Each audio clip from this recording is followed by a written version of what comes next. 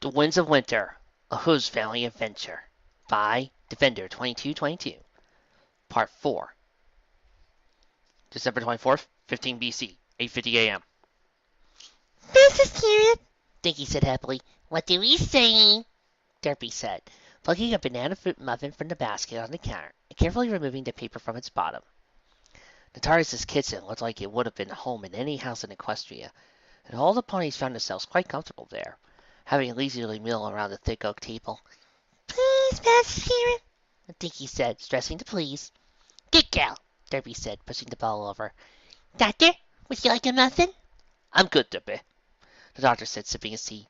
How about you, Clover? Might warm you up. The purple unicorn shivered slightly. She was wrapped in several layers of heavy blankets and had a hot water bottle tied to her head. Her mane was slowly returning to normal, and nearly had all the ice melted away, leaving her a shivering wet mess.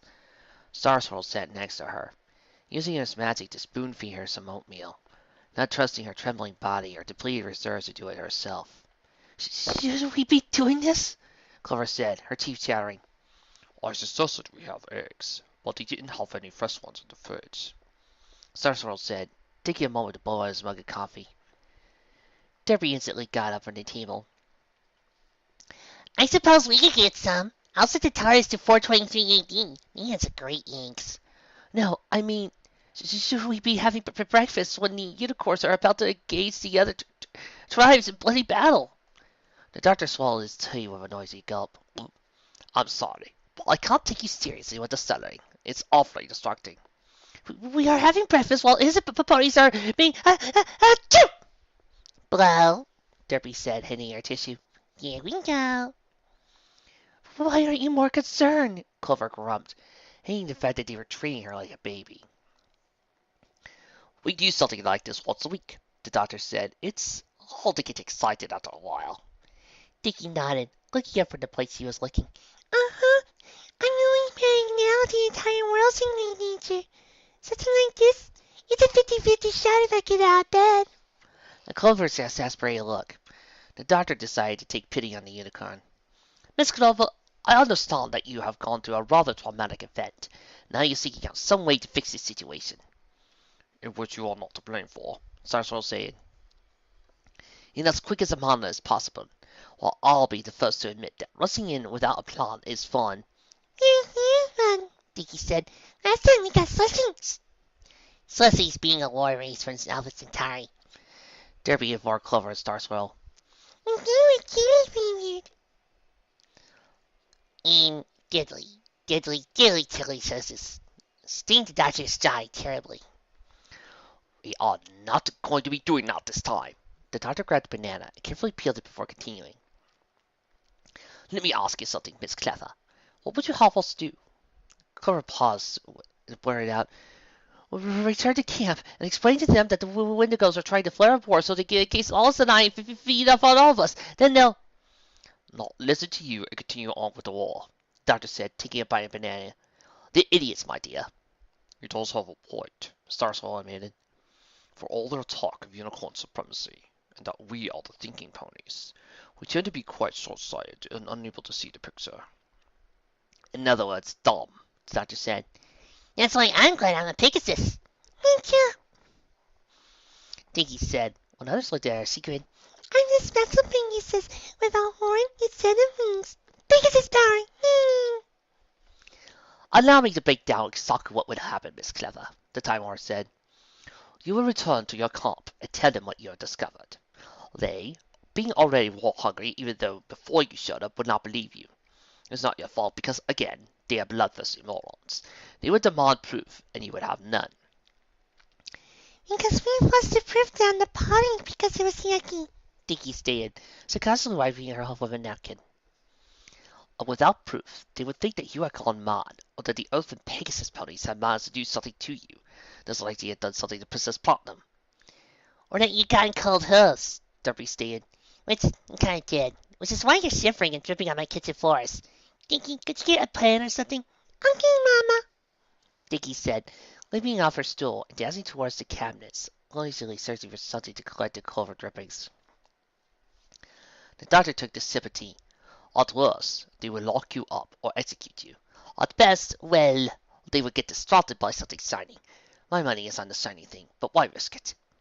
They, they would believe me, Clover exclaimed, waving four legs about and nearly knocking the blankets off her shaking body. I listened to me when that Wendigo had control of me. Because you were telling them what they wanted to hear, Derpy stated. If somebody told me muffins were yummy, I totally agree with them. Her smile instantly dropped as she reached over, grabbing a butter knife and toying with it, pressing it slowly to the tender bagel. But if somebody told me that we should ban muffins forever, even if they had the best of reasons, I don't know what I would do. Yes, well, Clover said nervously, suddenly shifting closer to Star Swirl. You'll listen to me now.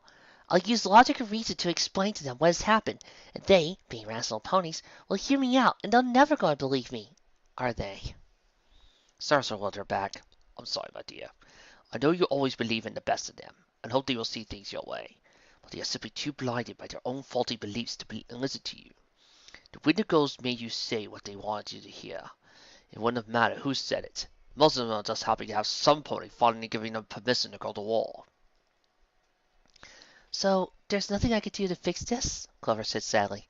Indeed, the doctor said, reaching out and patting her foreleg before glaring at Claire. He had been months on it, not noticing the looks he was getting from the rest of the group. What? Doctor? Doctor said, pointing towards the heartbroken Clover. Oh, I am sorry. You can't do anything, but we can. He laughed to himself. I'm sorry, my dear. I didn't mean to worry you like that. Doctor? Derpy said, and when the Time Warp discontinued his consuming his eclair. How are we going to fix this? Oh, yes, sorry. Sorry about that. I always seem to get scatterbrained before I finish breakfast. Most important meal of the day after all that. Doctor! All of them shouted. What? Oh, the plan, yes. He leaned forward, a teasing grin on his face. Tell me, Miss Clover, have you ever heard of shock and awe? Dinky said, running back to them with a pun on her head. Bonk! I'm okay, Dinky called out. December 24th, 15 BC, 8:45 p.m. Commander, shouldn't we wait for Clover? So Goldie said softly, her horn glowing as she attempted to pierce the darkness around them. Any other situation, they would have avoided lighting up their horns, not wanting to give away their position to the enemy. But the weather ensured that this would not be a problem. The clouds had grown so thick that not even a pale moon could pierce the cold. Swirling winds made it so their glowing horns were barely visible 3 feet in front of them. So we followed the plan she dropped in? No, Lieutenant, Sunstream said sternly, forcing herself to keep moving forward. Snow and ice clung to her skin and weighed down her cloak. She could see that several of the unicorns around her were barely managing to stand, the icy having an adhere to their legs and being impossible to push forward. Goldie's own brilliant mane frozen solid and would not even budge as she struck her hammer. We can press on, take advantage now. But we can barely move, Goldie murmured, straining to open her eyes. The ice had coated the lids and held them fast, making it impossible for the mare to see where she was going. We press on, Sunstream snapped, though it was hard for the other unicorns to hear.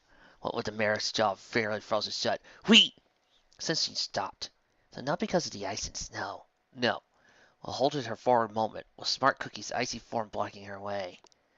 The mare turned and looked at the unicorn, only her eyes untouched by the frozen steam that coated her form. Her mouth opened in a stream of curses, only for a wisp of ice-blue fog to slip from her mouth, retaking the form of a ghostly stallion before walking into the air, lost among the snowflakes. Smart Cookie's eyes widened as he came to her senses and realized what she was doing where she was. Attack! Sunstream warned, unicorns firing out their attacks. Smart Cookie cried out for her soldiers to stop, but her screams were drowned out by the sounds of ponies lashing out at each other. Smart Cookie forced her freezing form to turn as she spotted Pansy to her right. The mare's wings flared out and snarled on her lips as tears of despair rolled down her frozen face.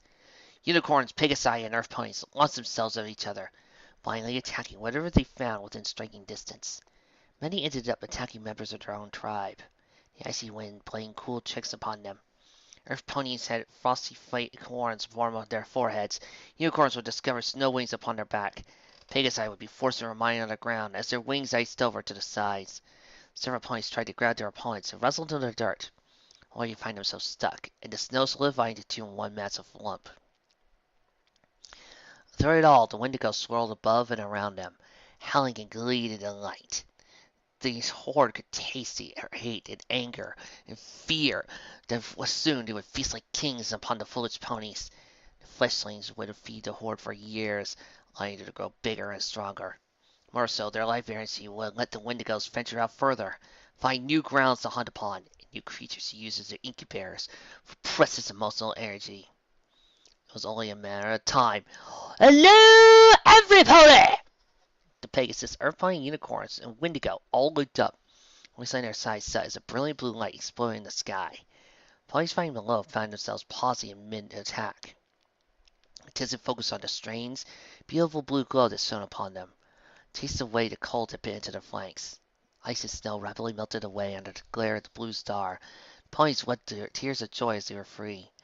Wendigo suffered far worse so, screaming outwards in pain as he darted away from the blue light, retreating to the darkness just beyond his reach. Many failed to make it and fizzled away like the end of a candle wick. Now, I understand that you are quite committed to this little war, but I would like to make a suggestion. The booming voice reached every ear and forced away any desire to fight. Seems to me that perhaps you might all turn that negative emotion well a better source. Say, the parasitic ice photos that are trying to freeze you to death! The ponies shook their wet bodies, flinging droplets of cold water about. As they freed themselves of their icy prisons, they at last noticed the swirling spectral wendigos that hung about the edges of the great blue circle light glowing star was casting down. All of them let out cries of fear and outrage, backing away from the vicious ice rays that took upon them with hungry eyes. Yes, them, Wendigos. Rather nasty pieces of work. They have been working their magic upon all of you, forcing you to feel hatred and greed that would never felt otherwise. They are the ones to blame for pains you have suffered. It's their machinations that led you to each other's throats. The tribes glanced at each other and awkwardly separated, looking away from their opponents, shame filling them. They continued to back away until one Earth Pony let out a yelp, his tail leaving a bloom-worn circle of light, instantly freezing when a Wendigo attempted to drag him into the darkness. The three tribes instantly rushed back towards the center, intermingling as they jostled each other, wanting to keep away from as cold spirits as they could. So I suppose all of you have a choice. You can continue this silly little war of yours, knowing that the prize for victory is slow, painful, draining death at the hands of these beasts, or you do the smart thing and realize that you do have an enemy. It's not your fellow ponies. The choice is yours, really. Sunstream looked about the three armies and instantly read the hidden signs, secret thoughts that ran through their minds. She might have been many things, but the orange mare was no fool. She knew when the winds of change blew and she would let them guide her. If only she could save her own flank. The great blue star is right, Sunstream shouted. These Wendigos have driven us apart. Are we not ponies? It does not matter if we have wings or horns or great strength of limbs. What matters is that we are ponies, brothers and sisters. She whipped around, horn glowing brightly as she glared at the swirling Wendigos. Will we stand here and let them use us like this? No! All three shouted. Drive them back, Sunstream shouted. Drive them into the darkness. Drive them off so they never return again. Fight! Fight! The tribes began to work together. Unicorns lighting torches, and the brilliant pink flames that seemed to fight back even the worst Arctic chill. These were taken up by Pegasi, who rushed them towards the edge of the circle, marking the barrier of heat and light. Any Wendigo that attempted to get close, snatched up a slower Pegasus, found themselves at the mercy of Earth Ponies, who smashed their iron shoes against the rock and stone, shooting out sparks that burned away the slow beasts, sent them crying back to the darkness to roast all alone. All senses of privacy and tribe loyalty faded away as the ponies worked together throughout the night. Pushing the Wendigos away from the center of the circle was became an impromptu launching pad and recovering camp. Those too hurt to go on received the care they needed to return to the front line. Even when the blue star faded and the voice grew quiet, the three tribes felt no fear. They were now given to survive, and the fires of loyalty and unity burned through the cold, dark night. Sunstream grimly stood next to a massive Earth Pony stallion, her hexes occasionally going a bit wide when she snuck a peek at the flank. The most venomous of ponies, the ones labeled Warhawks, had also preached the death of the other tribes, now happily fought with their new allies, ignoring their true feelings for a time as they battled against the common enemy of all. None of them noticed that Smart Cookie and Pansy had disappeared from the battlefield at the same time the blue light faded away. leaving the ponies, who now had the upper hoof, to finish off the Wendigos and welcome in the new day. "Well, a lot went well," the doctor said, dropping the microphone he was using. "Well done, everybody." Clover slumped to the floor, rubbing her aching horn. Sarswirl, the bearded, managed to make it into a chair, setting a cup of cocoa for Derpy. Dinky went over to the billiard smart cooking at Ian's Pansy and happily welcomed them to her home and asked if they had a drink order or so they would take their coats. So they had no coats. Dinky gave them some, only to take them back and give them warm blankets. Well, what's going on? Smart Cookie asked, glancing about the puzzled. Last thing I remember. She looked over at Pansy and let out a gaggle cry. Oh, I'm so sorry about what I said. I didn't mean. Me neither, Pansy said, hot tears still dripping from her eyes. None of us did, Clover said weakly. None of us did. Derpy forced the mares to take a seat, handing him each a cup of cocoa and warm muffins. The cocoa warms the muffins body, and the muffins will warm the heart. I think you need warming for both. She gave them each a smile and a hug. Just because you need a hug. Dinky ran up and hugged him as well. You look like you need a refill. Heather proceeded to inform the confused, tearful mares that had happened to reach them in the caves, what they had done to start the war and drive the Wendigos away. The blue light was the hideout spell work, Sarswell told them. We had the TARDIS overload its running lights to be blinding, so none in the crowd would notice Clover and I firing off some fires and frenzied spells to melt the ice and reduce the Wendigos to vapors. We also enhanced the torches the unicorns were making, so they'd be able to do the same thing once we were gone. Do you think the tribes will be able to hold back the Wendigos? Pansy said softly, looking down at her half-empty mug. Of course they will, the doctor exclaimed. Wouldn't be much of a rescue if we had left them and they fell, would it? I worked out all the details, had everything under control. Dinky happily punched something down. You told me cards warming day, and I can get presents. Smart Cookie sighed. I just don't know. Looking at the mare slumped to her shoulders. I mean, sounds impossible. What sounds impossible? Derpy asked. Oh, is it a chocolate chip nothing? Because I figured that out. The trick is to use frosting. Thank you, Derpy. You just made me hungry. No, Clover said, looking at her mentor sadly. Starswirl, I know you have high hopes for me, but I can't do this. We weren't able to protect the Princess, Chancellor, and Commander. We weren't able to fight off the Wendigos. We haven't been able to help our tribes. Pansy nodded, wings heavily and humping at her sides. We're supposed to convince everybody we can live in peace with one another. But they all fought together down there, Dinky exclaimed. Yeah, little miss, Smart Cookie said. But what'll happen when there ain't a Wendigo for them to vent their anger on? What's to stop them from turning on each other again? You three, Starswell said sternly. I know you feel like you failed, but you did not. No pony could have fought against what the Wendigos put you through on their own. That is the point. If we as a species are to survive, we must unite. Yes, you're young, the doctor said. Ponies tend not to listen to you, but that doesn't mean you stop talking. You keep shouting for every rooftop and every balcony until some pony listens to you. Then you get to shout as well. You two then get another pony to shout, and then another, until you are a lone pony screaming at the world. But one voice screaming at many, speaking true. He looked at each and smiled. I know you doubt yourselves, but let me tell you something. There's a greatness in each and every one of you. Clover sighed, eyes saying shut. I wish I could believe. I just don't know. Doctor, Derpy said softly. I think he needs some proof. Well, the Time Lord said, it is risky, but we could show them a history book. Actually, the Grey Mare said happily, I have a better friend.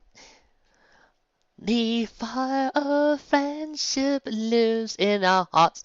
As long as it burns, we cannot drift apart. Though quarrels arise, their numbers are few. Laughter and singing will see us through. We are a circle of pony friends. A circle of friends will be to the very end. The crowd erupted in applause as the carol came to an end. Dinky, Rumble, and Pitbull smiling, resisting the urge to wave to their parents as they basked in the crowd's cheering applause. Skiloo, Applebloom, and Sweetbell, hiding behind the cardboard painted to look like ice crystals, flashed the three wide grins and nods of encouragement. Even Diamond Tiara, who was so mad that she was a rock, couldn't help but smile. She always loved that carol. And so, The three friends shared the magic of friendship with the tribes, Miss Shirley said, motioning for Featherweight and Ruby Pinch to come out with the flag. And from that day forth, "Do you see now?" the doctor whispered from his seat in the far back of the auditorium. He couldn't help but wonder what the citizens of Ponyville would think if they realized just who was watching this performance. Clover's eyes shimmered with tears. this is how you see us? She looked at the Doctor and Derpy, a watery smile on her lips. This is how we are to be remembered? Yes, yes, it is, my dear, Sarswell said. He too was caught up in the emotion of the moment and sucked back happy tears. How can this be real? Smart Cookie whispered as she watched the Cutie Crusaders step out to join an encore in the Fires of Friendship carol. Their little forelegs slung around each other as they joined Dinky, Rumble, Pip, and the rest of the cast to lead the audience in song. It's like a dream, Fancy said gently, looking about all the families gathered together, singing unity and friendship. I assure you, it is no dream, the doctor said. Derpy floated up and was now happily waving her forelegs about as she joined in with the rest of the audience. I won't lie to you and say it will be easy. There will be struggles and fights. There will be times when you look upon your fellow ponies and wonder if they are worth it. You will see the worst of them, and believe that your struggles one that will never end. You will see them be petty and cruel and foolish and greedy. I have to admit, but it will never end. It will continue on, even after you are long gone. That's life, my friends. The only way to avoid it is to be froze, to remain the same and never move on. But in your dark moments, think back to this day. Remember what you have heard here. Remember the music and joy, and know that this is what you fight for. This is what you live for. Look about you. These are your descendants, the children of those that gave so much in the name of an impossible dream. Do you hear them singing? This is your legacy. This is what you're working towards. You are merely the first step, dear mares. This is we are all another towards the goals of peace, unity, and friendship. Clover couldn't help but smile and wave at Dinky. The little figurely girls flew to kiss them all, giving all pretense of being clever. Doctor? Yes? I think we are ready to go back now. Very good. In a moment, Sarswell said with a slight smile, motioning for the doctor to sit. I want to see the end. What then? The doctor said, confused. That's it. The song is sung and the play is over. Sarswell smirked. Well, I think it's success in a new ending when we get back. He shared a wink with Clover, Pansy, and Smart Cookie. The mayor's nodding in agreement. The Time Lord's eyes widened as a familiar, grinding, whirling sound filled the area.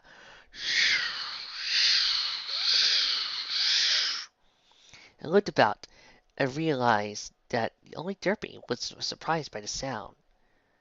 Dinky was flashing stars with a sour smile, while the rest of the audience merely gone quiet, eyes looking upward towards the stairs, where a cardboard blue star shaped like a familiar blue box descended.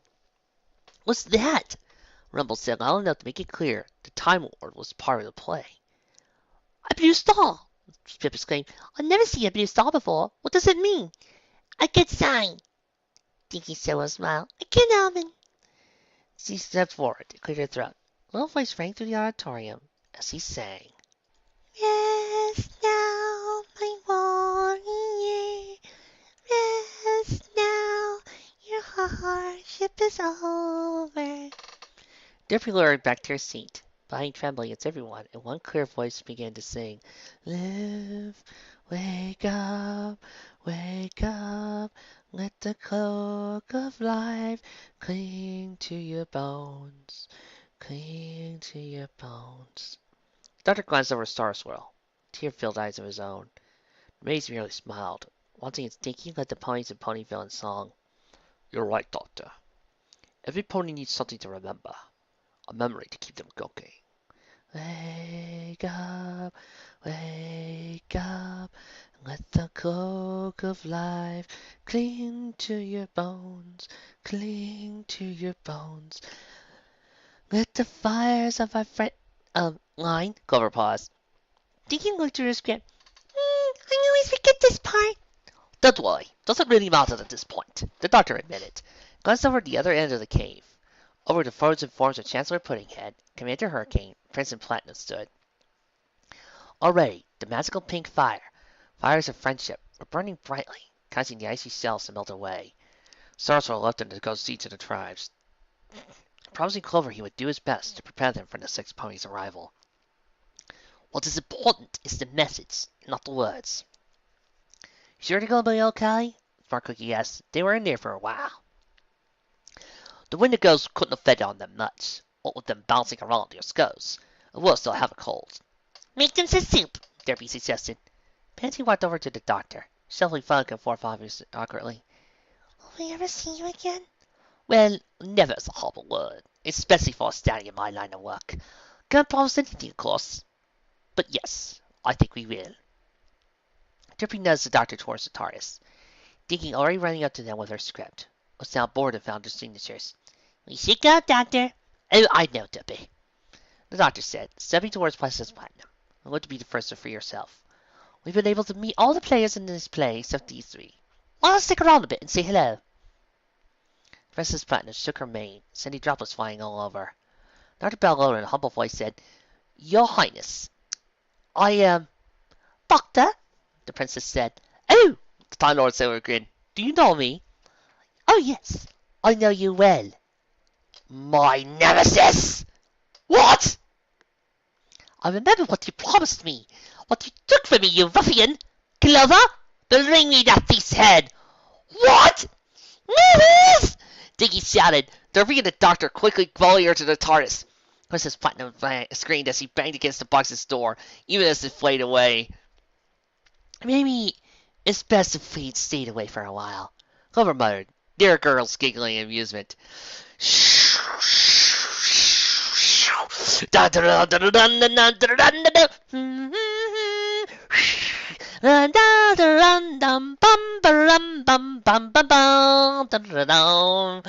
Next time.